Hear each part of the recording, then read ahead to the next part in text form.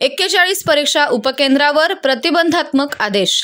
महाराष्ट्र गट ब अराजपत्रित सेवा संयुक्त पूर्व परीक्षा 2024 चे 2 फेब्रुवारी रोजी सकाळी 11 ते दुपारी 12 या वेळेत जिल्ह्यातील 41 उपकेंद्रांवर आयोजन करण्यात आलं आहे। परीक्षा उपकेंद्राच्या परिसरात कोणताही गैरप्रकार होऊ नये तसेच कायदा आणि सुव्यवस्था अबाधित राहावी यासाठी उपविभागीय दंडाधिकारी सुधीर पाटील यांनी उपकेंद्राच्या 100 मीटर परिसरामध्ये सकाळी 7 ते सायंकाळी 4 या वेळेत प्रतिबंधात्मक आदेश जारी केले आहेत।